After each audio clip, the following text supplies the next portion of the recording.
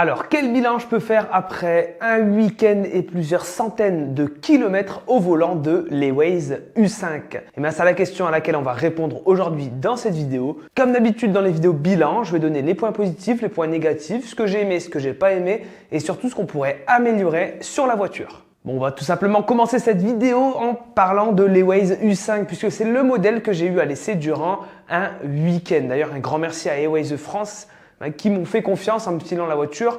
Un grand merci à eux. J'ai demandé la voiture parce que elle m'intéressait beaucoup. On en voit quand même quelques-uns, mais Airways, voilà, ça reste une marque quand même assez petite en France. Et je me suis dit, ah, tiens, les marques chinoises, ça m'intéresse de plus en plus. Je me suis dit, allez go, on va le tester. Surtout qu'il y a leur nouveau modèle, le U6, qui promet d'être vraiment encore plus abouti, beaucoup plus abouti que le U5 et qu'on va normalement aussi tester sur la chaîne. Donc voilà, avant d'attaquer le U6, je me suis dit je vais attaquer par la base, le U5. C'est un SUV donc chinois 100% électrique, c'est une toute nouvelle marque et c'est un modèle qui m'intéressait beaucoup. On va avant tout parler de caractéristiques bien entendu. Sur ce modèle, on a un moteur donc de 204 chevaux, à savoir qu'on a une seule version. On n'a pas différentes tailles de batterie, différentes puissances de moteur. On a une seule et unique version, comme ça il n'y a pas de jaloux. Donc 204 chevaux associé à une batterie de 63 kWh.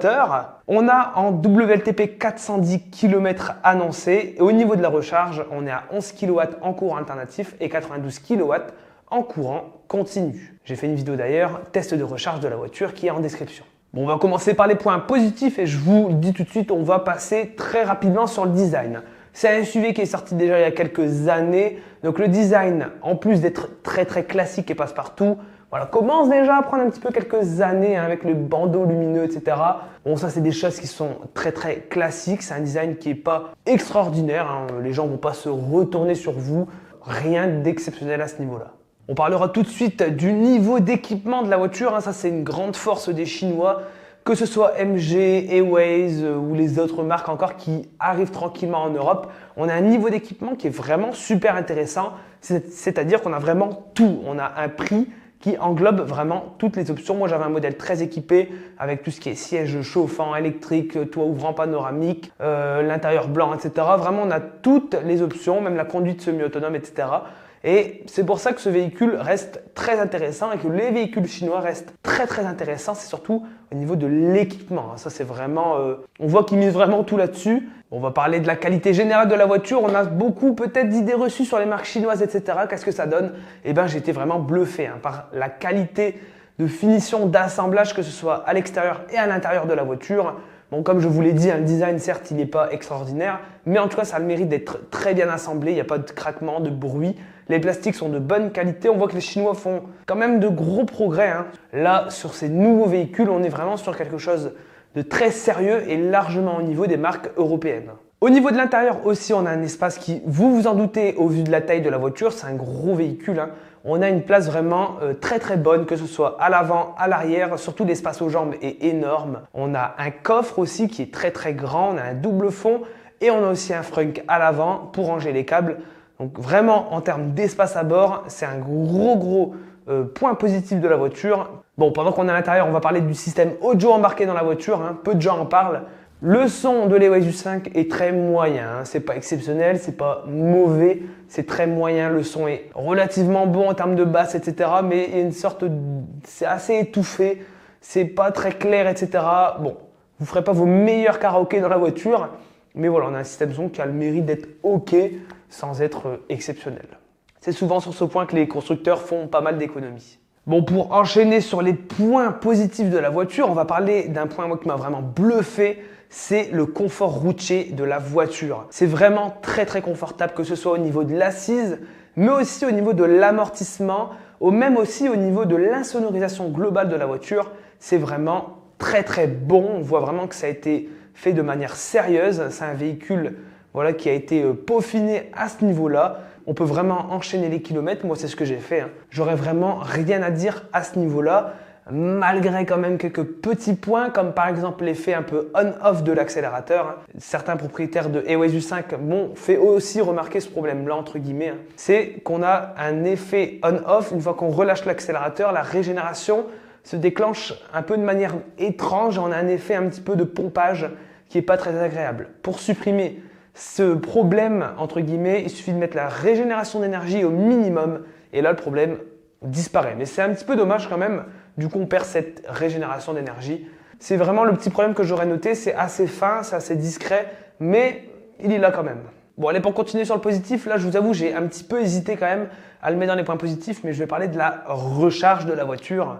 La recharge de la voiture est plutôt ok, c'est assez moyen pour être honnête en termes de caractéristiques pures, mais ça reste ok, c'est pas mauvais globalement. Donc sur le papier on a 92 kW en courant continu. Là vous allez me dire mais c'est pas très élevé, c'est pas exceptionnel, mais ça veut rien dire, hein. Il suffit que la courbe de recharge soit bonne et que la voiture prenne sa puissance même à un haut pourcentage de batterie pour que la recharge soit rapide. Qu'est-ce que ça donne sur les Waze U5? Bon, la courbe, je vous le dis tout de suite, elle n'est pas exceptionnelle du tout, mais la recharge est plutôt ok, hein. J'ai fait un test donc dans mon format pub versus réalité, un test de recharge de 20 à 80%.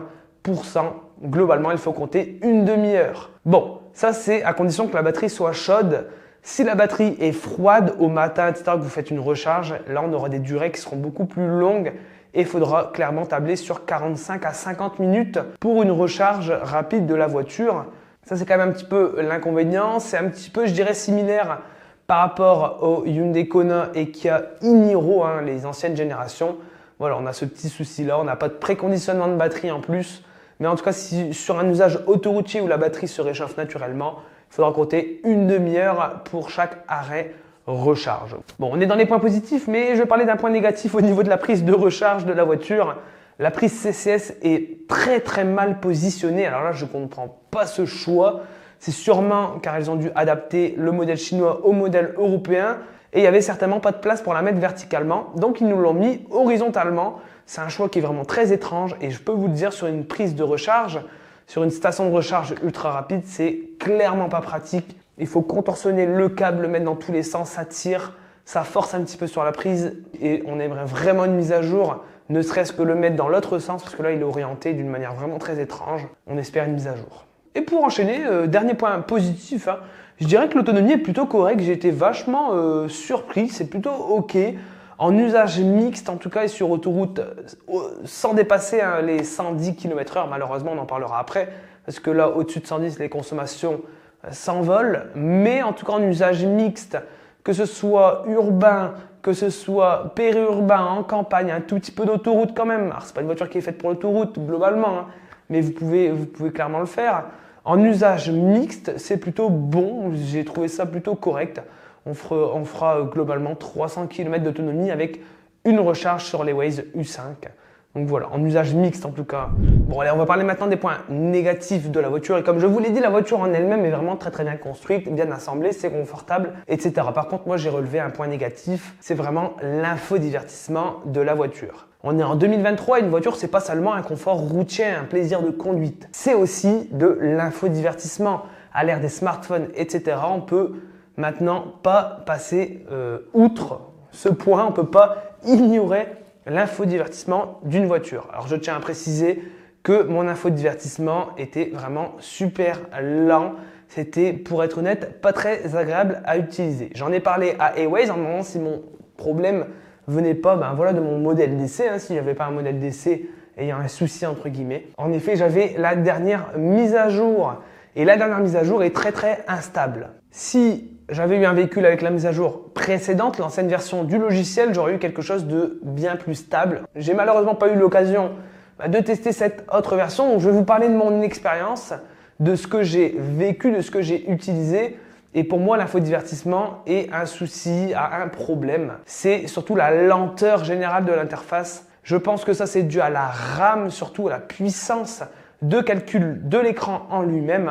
Donc je crois que sur l'ancienne version, à mon avis, ça va peut-être un petit peu plus vite, mais on n'a pas des gains qui sont non plus extraordinaires. Pour être honnête, l'infodivertissement, alors certes, on a toutes les fonctions de base d'une voiture, on a tout ce qui est Bluetooth, etc.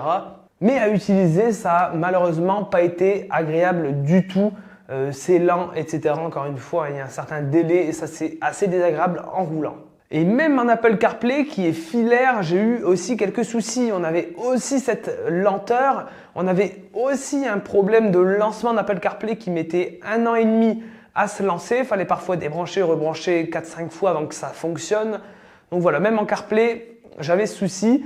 Et aussi, pour enfoncer le clou, entre guillemets, c'est que dans l'infodivertissement, on n'a même pas de GPS à bord de la voiture. Donc, vous oubliez tout ce qui est planificateur d'autonomie, etc. Et dans une voiture à ce prix, c'est compliqué quand même de justifier ça, un planificateur d'autonomie.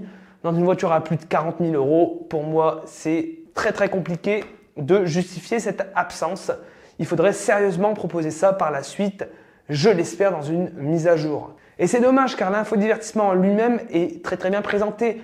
On a devant le conducteur un infodivertissement avec 3 panneaux différents. C'est très très bien fait. Moi j'ai beaucoup aimé l'idée. Donc on a un panneau principal et 2 petits panneaux permettant d'afficher des informations différentes. Et pour vous dire, j'ai même eu certains plantages en roulant. L'infodivertissement en face du conducteur plante carrément. Donc on a un écran noir pendant quelques secondes avant que le système redémarre. Enfin voilà, c'est vraiment mon expérience que je vous décris ici. Bon, pour continuer un petit peu sur les points négatifs, bon, on a un point positif là-dedans, c'est que on a des aides à la conduite qui sont très très complètes. On a l'alerte de sortie de voie, donc la voiture vous empêche d'aller dans le fossé, et on a la conduite semi-autonome, c'est-à-dire que la voiture roule toute seule sur autoroute en ayant toujours une main sur le volant, qui est d'ailleurs un volant qui n'est pas capacitif. Donc il faut donc exercer une petite pression en roulant. Bon. Tout ça, c'est très bien, mais tout ça est un petit peu gâché malheureusement par la présence de bips de partout. C'est-à-dire qu'en roulant, avec la conduite semi-autonome, on a des bips. Voilà, une fois qu'on dépasse, on a un bip. Une fois qu'on est sur la voie, on a un bip. Je vous mets un petit extrait, vous allez voir ce que ça donne en conduite semi-autonome. Pour moi, c'est un vrai problème.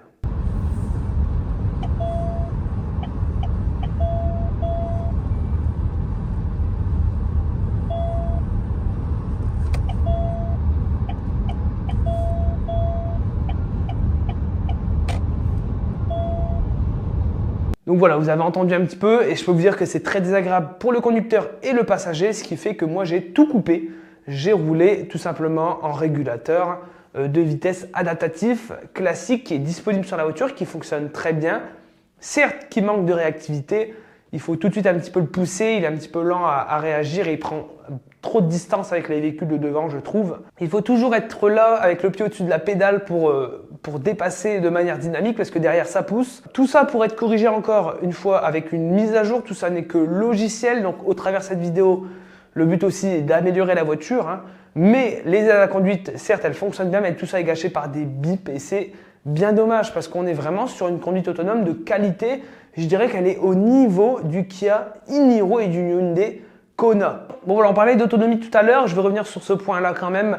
L'autonomie sur autoroute, elle descend quand même très très rapidement pour être honnête, surtout quand on roule au-dessus de 110 km/h. Globalement à 110, j'ai eu des consos entre 23 et 25 kWh au 100. Ça c'est à 110, en roulant à 130.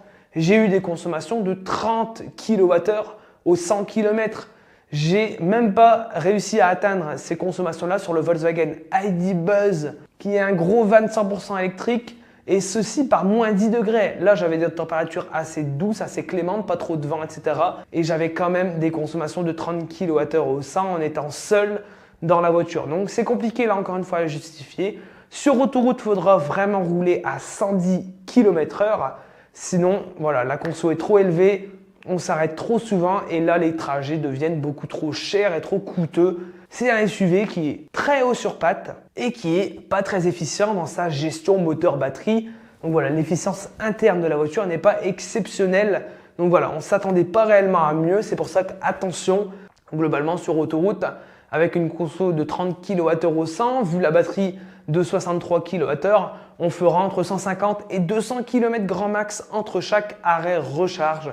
En roulant à 110, on pourra tabler sur du 200 à 250 km grand maximum sur autoroute entre chaque recharge. Ce qui fait que là, effectivement, c'est plutôt pas mal. Bon, allez, encore 2 points négatifs. On va parler maintenant de la conduite, encore une fois, c'est le freinage régénératif. C'est dommage, on a uniquement que 3 niveaux et les 3 niveaux sont assez décevants, même au niveau max du frein régénératif.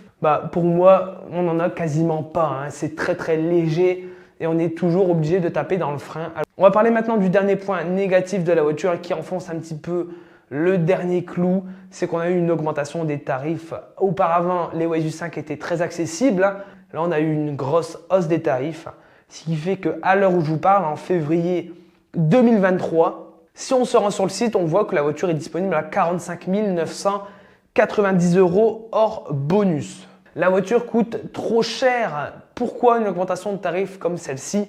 Certes, on a toutes ces qualités de roulage, etc. Mais l'infodivertissement n'est pas au niveau des véhicules électriques disponibles face à les Waze et disponibles à ce prix. Donc voilà, en toute transparence, on aimerait vraiment une grosse mise à jour de la voiture pour voir ce que ça donne, pour redonner peut-être une chance. Mais j'attends surtout de vous tester les Waze U6, qui est une grosse évolution et qui promet d'être réellement plus abouti que les Waze U5, qui est un premier G, on va dire, de la marque. Donc voilà, moi c'était la conclusion que je pouvais vous donner à cette vidéo. Donc j'espère vraiment qu'elle vous a plu, elle était un petit peu différente, un petit peu malade, hein, c'est le froid hivernal on va dire. Dites-moi ce que vous en pensez de les Waze U5 en commentaire. Moi je vous dis à la prochaine dans une prochaine vidéo. C'était Max, ciao!